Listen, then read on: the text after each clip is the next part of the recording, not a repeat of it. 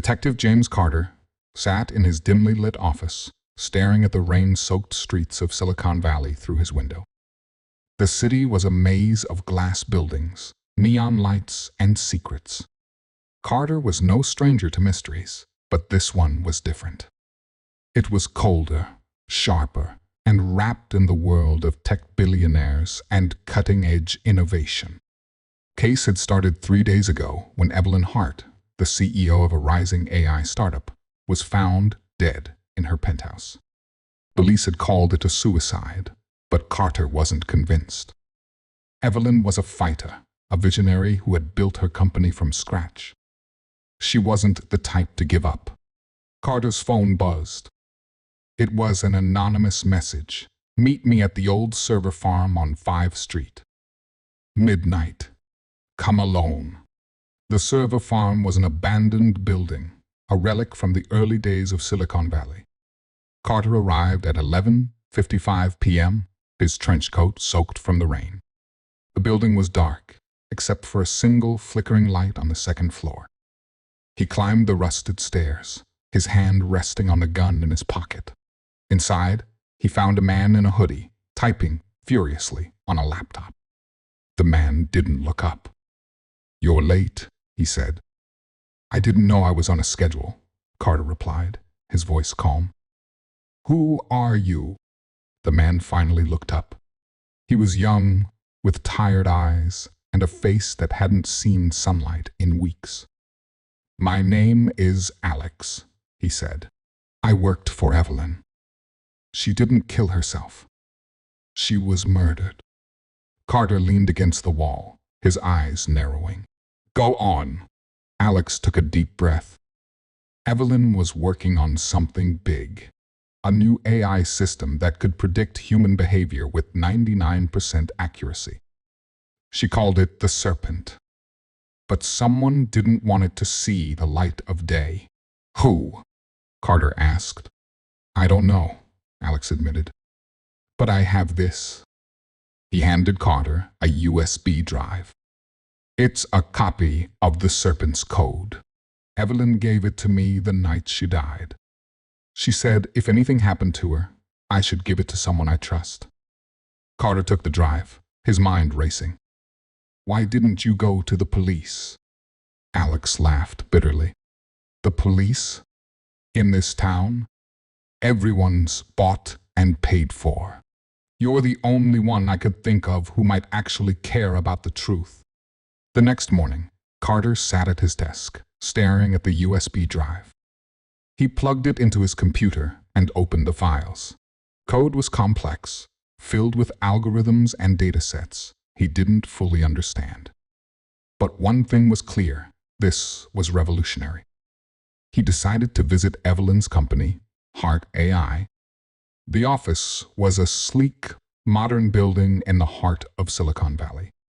Carter flashed his badge at the receptionist and asked to speak to Evelyn's second-in-command, a man named Victor Kane. Victor was in his late 40s, with sharp features and a cold demeanor. He greeted Carter with a tight smile.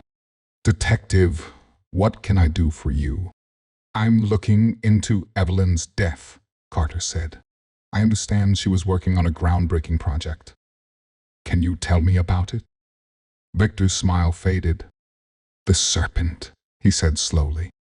"It was her life's work. But it's gone now. The code was deleted after her death." Carter raised an eyebrow. "Deleted? Why?" "Company policy," Victor replied. "We couldn't risk it falling into the wrong hands." Carter didn't believe him. Who would want to stop Evelyn from finishing the Serpent? Victor hesitated. "There are always competitors," he said finally, "but I couldn't say who." That night, Carter's apartment was broken into. He came home to find his desk overturned and his computer smashed. The USB drive was gone. Carter knew he was getting close. He decided to visit Evelyn's penthouse one more time. The police had already cleared the scene, but he hoped to find something they had missed. The penthouse was eerily quiet. Carter searched the living room, the bedroom, and finally, the study. In the corner of the room, he noticed a small, hidden compartment in the wall. Inside was a notebook. Evelyn's handwriting was neat and precise. The notebook contained detailed notes about the serpent, including a list of names.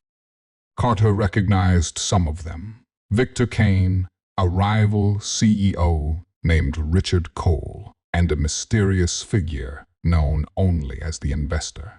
As he flipped through the pages, he found a note that made his blood run cold. If I die, it's because of them. The serpent knows the truth. Carter decided to confront Victor. He found Met AI working late. Victor looked up in surprise as Carter entered his office. I know you're involved, Carter said, holding up the notebook. Evelyn knew it too. Victor's face turned pale. You don't understand, he said. The serpent was too powerful.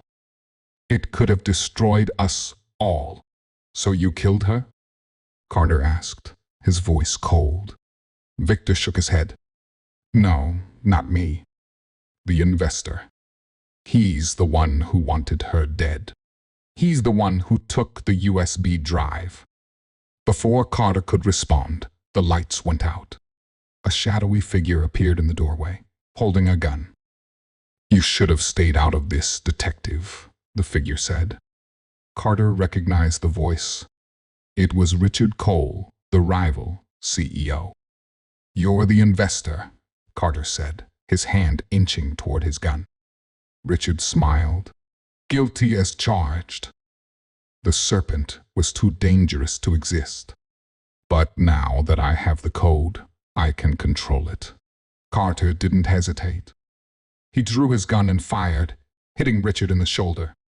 The man dropped his weapon and fell to the ground. The police arrived shortly after. Richard was arrested, and Victor confessed to his role in the conspiracy. The USB drive was recovered, and the serpent's code was safely destroyed. As Carter stood outside, Heart AI watching the sunrise, he couldn't help but feel a sense of unease. The serpent was gone, but he knew there would always be another mystery, another shadow lurking in the heart of Silicon Valley. For now, though, the case was closed.